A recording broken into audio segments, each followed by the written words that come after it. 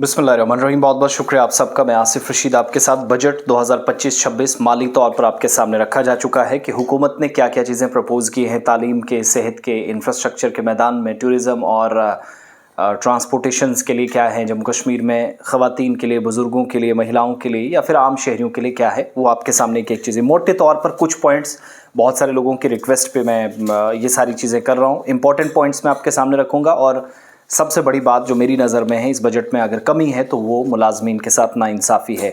पक्का करना, मुस्तकिल करना, उन्हें परमानेंट करना दूर छोड़ दीजिएगा, लेकिन आर्जी मुलाजमीन के लिए मिनिमम वेजेस एक्ट, जितनी वायलेशंस इस एक्ट की जम्मू कश्मीर में हुई हैं तारीख में, इतनी किसी भी स्टेट में नहीं हुई है। माहाना दूर, सिर्फ रोज़ाना बुनियादों पर जो योमिया उजरत पर काम करने वाले लोग हैं, आप उनको उसके मुताबिक अगर देते तो शायद बहुत चीज़ें बेहतर होती। लेकिन फिर भी जिस हिसाब से पैसा कम था, चीज़ें पूरी करने की कोशिश की गई है। उमर साहब बार बार कह रहे थे खजाना खाली है, अब इस खाली खजाने से भी बहुत कुछ देने की कोशिश हुई। मोटे तौर पर कुछ पॉइंट्स आपकी नज़र में, इसमें NRLM मिशन के तहत 1,50,000 से ज़्यादा महिलाओं को, विमेंस को तरबियत फराहम की जाएगी। सयाहत के ख़जाने के लिए पैसा रखा गया है 400 करोड़ रुपए। पसमानदा इलाकों, रोज़गार, लैंड अलॉटमेंट, सनती पॉलिसी के लिए उस पर खुसूसी तवज्जो है। 64 इंडस्ट्रियल स्टेट्स हैं, 46 पर मज़ीद काम चल रहा है। 30 बेडों पर मुश्तमिल एमरजेंसी मेडिसिन डिपार्टमेंट बनाया जाएगा। 10 नर्सिंग कॉलेजों में अफसरान, एहलकार और अमले की कमी पूरी की जाएगी। बेहतर हेल्थ फैसिलिटीज़ हों, इसके लिए सेहत नाम की एक एप्लीकेशन जल्द लॉन्च होगी और इसके ज़रिए आप ऑनलाइन डॉक्टरों से मशवरा भी ले सकेंगे, अपॉइंटमेंट भी, और साथ साथ इलाज भी करवा सकेंगे, ख़ासतौर से वो लोग जो जहनी तौर पर मुश्किलात से गुजर रहे हैं। 3 नए कैथ लैब जम्मू कश्मीर की तारीख में पहली बार 45 करोड़ रुपए की मदद से 3 लैब्स बनेंगे शुमाली कश्मीर में, पीर पंचाल में और चिनाब वैली के अंदर। ये एक बड़ा तोहफ़ा हमारी नज़र में है। मशीनरी के लिए, तिब्बी आलात के लिए 400 करोड़ रुपए मुख्तस किए गए हैं। MRI, पैट स्कैन की सहूलियात तमाम मेडिकल कॉलेजेस में रखी जाएगी, 83 के 83 सब डिस्ट्रिक्ट हॉस्पिटल्स में और CHCs में, जिनको कम्युनिटी हेल्थ सेंटर्स आप कहते हैं। 2 बरसों में 16 करोड़ 80 लाख रुपए की मदद से डायलिसिस सेंटर जो सहूलियात हैं कैंसर के पेशेंट्स के लिए, बड़ी राहत है, एक उस पर काम होगा। इसके अलावा TB के खात्मे के लिए 100 पोर्टेबल AI मशीनें तमाम अस्पतालों में फराहम होंगी। जंगलात मंडी अनंतनाग में 250 बेडों पर मुश्तमिल जच्चा बच्चा अस्पताल, यानी जिसको आप mother and child care hospital कहते हैं, वो बनेगा। मेडिकल रिसर्च के लिए GMC जम्मू और श्रीनगर को 700 करोड़ रुपए देने का ऐलान हुआ है और इसके अलावा 373 पंचायतें नशा मुक्त करार दे दी गई हैं, लेकिन ये सिलसिला कंटिन्यू रहेगा। स्मार्ट रूम्स, अटल टिंकरिंग लैब्स पर खास तवज्जो रहेगी। 396 स्कूलों को अपग्रेड करने को मंजूरी दी गई है। मैंने कल भी सवाल पूछा था कि जो स्कूल बंद हो गए उनका क्या, कोई जवाब उस पर नहीं। हर स्कूल को अपग्रेड करने के लिए पैसा मिलेगा। स्पोर्ट्स एक्टिविटीज़ के लिए अलग से पैसा मिलेगा।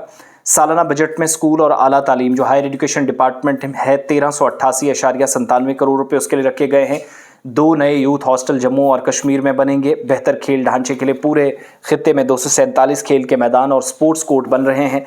90 स्पोर्ट्स बिल्डिंगों को ये अपग्रेडेशन का काम जारी है और देही शोबे के लिए साल 2025-26 में, यानी रूरल बेल्ट के लिए 3773.93 करोड़ रुपए मुख्तस किए गए हैं। 990 करोड़ का इजाफा हुआ है। इसके अलावा कैजुअल, सीजनल और आर्जी मुलाजमीन के लिए इकदाम उठाए जाएंगे, लेकिन तनख्वाहों में कोई इजाफा नहीं। मुलाजमीन के लिए एक तरह से वो बैग जो उमर साहब के पास था वो खाली नजर आया, जिस पर नाराज़गी है। नौजवानों के लिए उड़ान स्कीम को दोबारा से रिवाइव करने का फैसला हुआ है।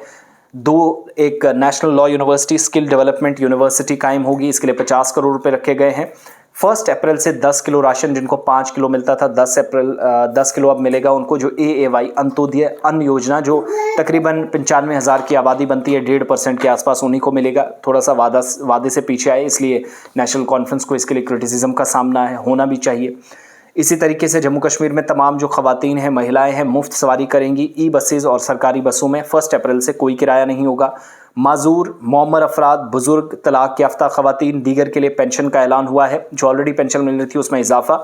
60 साल से कम अगर आपकी उम्र है तो 1250 रुपये, 65 से 80 साल के दरमियान अगर आप हैं तो 1500 रुपये और 80 साल से ऊपर आप हैं तो 2000 रुपये सरकार आपको देगी। 1 अप्रैल से ये सारी चीज़ें काम करेंगी। गरीब बच्चों की शादियों के लिए जो 50,000 रुपये मिलते थे वो 75,000 अब मिलेंगे। AAY कैटेगरी को मुफ्त राशन मिलेगा। AAY ख़ानदानों को 200 यूनिट मुफ्त बिजली का ऐलान।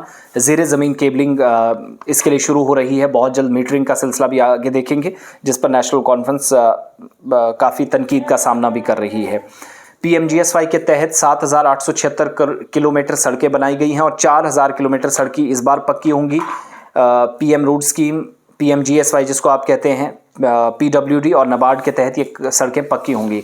सबसे अच्छा फैसला कि जम्मू कश्मीर से बाहर अगर आप जाते हैं, स्टूडेंट्स हैं, मरीज़ हैं, आम लोग हैं, सरकारी अफसरान हैं, अगर आप दिल्ली जाते हैं, चंडीगढ़ जाते हैं, मुंबई जाते हैं, अमृतसर है, तो वहाँ पर आपके लिए बंदोबस्त रिहाइश का होगा, एकोमोडेशन आपके लिए होगी। इस मंसूबे के लिए सरकार 50 करोड़ रुपए खर्च कर रही है। वहाँ पर हॉस्टल्स और नए जो भवन हैं वो तैयार किए जाएंगे। कई मरीज़ जाते हैं 2-2, 10-10 दिन रुकते हैं तो किराया हज़ारों में देते हैं, उस चीज़ से बच जाएंगे। नेशनल लॉ यूनिवर्सिटी और स्किल डेवलपमेंट यूनिवर्सिटी बनेगी और 50 करोड़ रुपए इसके लिए रखे गए हैं। जम्मू और श्रीनगर के लिए प्रेस क्लब, बजट 2025-26 में ये बड़ी बात है। ज़राअत के लिए 1815 करोड़ रुपए। लेकिन जिन लोगों ने नुकसान उठाया बारिशों से, ज़ालाबारी से, बर्फबारी से, तेज़ हवाओं या आंधी और तूफान से, जिनका मेवा ख़राब हुआ, उनके लिए कोई मुआवजे का ऐलान नहीं। डेली वेजर्स के लिए कुछ नहीं। ख़वातीन के लिए, वो जो कुक 900 रुपये पर काम करते हैं और इनको जो ऑर्डर देता है वो 1.5 लाख रुपये और 3 लाख सैलरी लेता है, यानी चीफ सेक्रेटरी और MLA 1,60,000 और 3 लाख बेतरतीब सैलरी लेते हैं। मगर 900 रुपये पर काम करने वाला मिड डे मील कुक जो है उसकी पैसे और उसको तनख्वाह ही नहीं मिल रही है।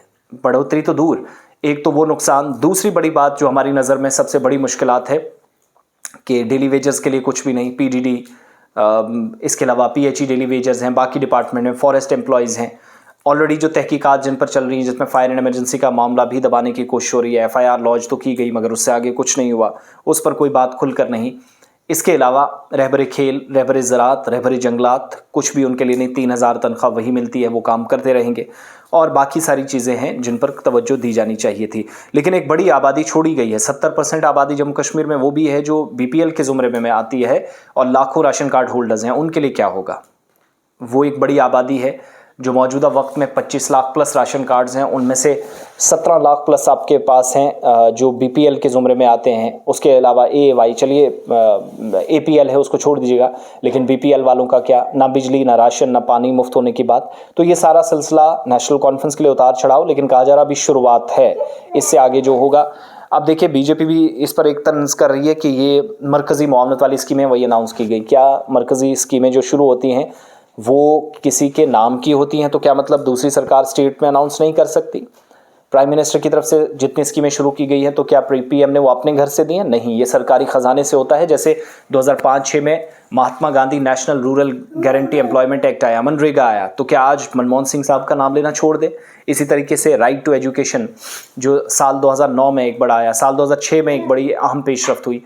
फर्स्ट जो NDA से पहले काम करने वाली UPA गवर्नमेंट थी जो बाद में इंडिया ब्लॉक बना, तो क्या उनके नाम की जो स्कीमें थी वो ना हो?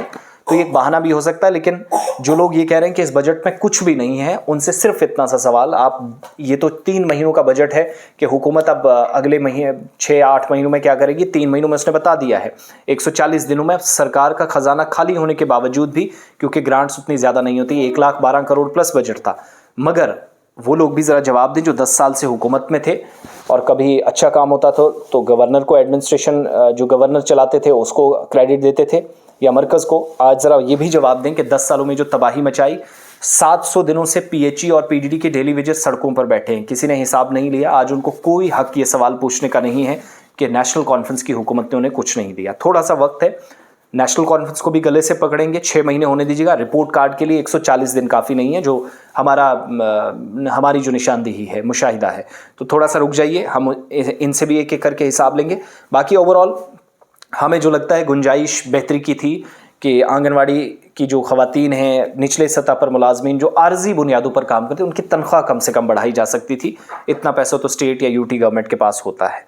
बहरहाल बहुत बहुत शुक्रिया आप सबका। तो ये बड़े पॉइंट्स थे, लेकिन मैं बार बार कह रहा हूँ मुलाजमीन तबका जिसके साथ नाइंसाफ़ी हुई है, जिसका ख्याल रखना ज़रूरी है। और रोज़गार तो वो सरकार रातों रात नहीं कर सकती, उसके लिए भी टाइम लगेगा। बहरहाल शुरुआत है, होप सो चीज़ें बेहतर हों। अगर नहीं हुई तो इसी प्लेटफॉर्म पे मैं आपको बताऊंगा कि तबाही बहुत सारे लोगों की होनी है, बहुत सारे लोगों के खिलाफ हम भी बोलेंगे जिनने आवाम से वादे किए, वोट लिए, एक ब्रूट मेजॉरिटी में आए, लेकिन हालत क्या कर दी वो देखने वाली बात होगी। बहुत बहुत शुक्रिया।